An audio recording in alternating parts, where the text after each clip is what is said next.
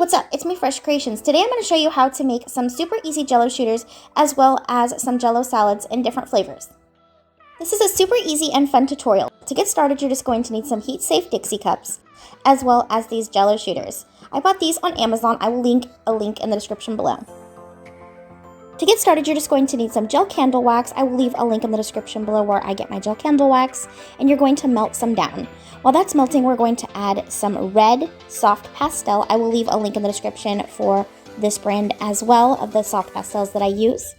Then once it's melted down, you're going to mix it in your heat-safe cups. You want it to sit just for a little bit, just until it thickens up. You don't want it super hot when you pour it, since these are plastic cups. You're also going to pour this almost all the way to the top, leaving about a half of an inch at the very rim. Now I'm going to go ahead and finish off this top here, just stringing it up with the stick. And then I'm going to go ahead and start filling up this other one, doing the exact same thing that we did on the first one. Again, making sure that you leave about a half an inch on the very top by the rim. Let's not dispose the stuff that we have in the cup here. What you're going to do is set this aside, and this is going to be for our Jello salad. So since this is still warm, this will accumulate to the bottom of the cup, so let that completely cool. You're also going to let your Jello shooters cool for a couple of hours before adding the top. So I went ahead and I took 2 lids extra and I cut off the very rim, and I did this so that I can put this inside like a little basket because the spackle may go down and ruin the candle wax.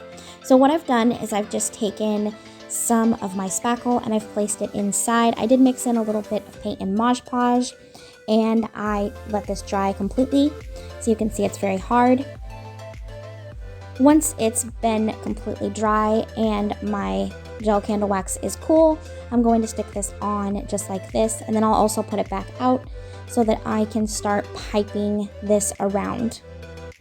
To pipe it, you're just going to use a piping bag and a piping tip. I recommend using a metal piping tip, but you can use whatever you have on hand.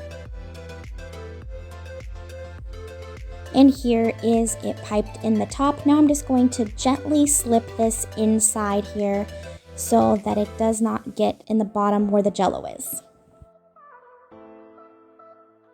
Now once I've got this placed inside, I'm going to go ahead and let this cure for 24 hours. And there is another way that you can do this if you don't want to wait a whole bunch of time. You can just take one of those caps again, just cut off that rim, and you're going to just fill this up with your spackle mixture, and you're going to kind of make a little edge at the top. Try not to go over the edge, that way that when you put it inside it won't get messed up. And you'll just let that dry for 24 hours and you'll stick that on top once it's dry. Now we've got all that red accumulated to the bottom, we're going to go ahead and take it out. Now you can see it's super shiny and it looks really nice, and what I'm going to do is I'm going to just take my scissors and I'm going to cut this into pieces. You can make shapes if you want to. I did make a little heart here just to see how it worked, and it worked really well. But if you want to just do squares or shapes, you can do it however you want to. But today I'm just going to show you how to make little tiny pieces for your Jello salad. So first off, I'm just going to take them and cut them into about 1-inch squares, and I'm going to do that with all of the pieces.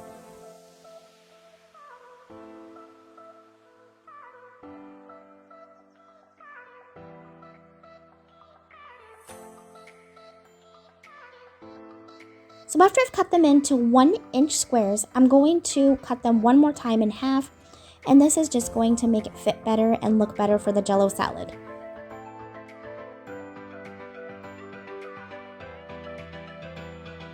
I've also taken one of those little Dixie cups that I have and I've cut it down to size, and I'm just going to place my Jello inside to make sure that everything fits the way that it's supposed to. And once I get it fitting, I'm going to go ahead and put it back out on some wax paper, and I'm going to add my spackle mixture again. And I'm going to go ahead and just put a little bit on my finger here, and I'm going to start mixing this in. Now for people that have sensitive skin, you probably are going to want to use gloves for this, but spackle does not bother me in any way.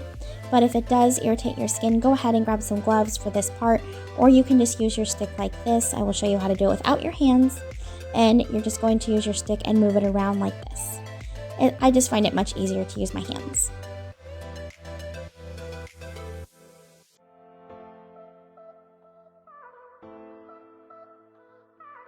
You really want to make sure that you get each piece covered, but you do not want to saturate it. You want to see the Jello through the fake whipped cream. Now I'm just going to scoop this up and I'm going to place it back in my little cups here. And I'm going to let this dry for 24 hours until the spackle is completely hardened. This is the little tiny Jello salad. It is super cute and super realistic.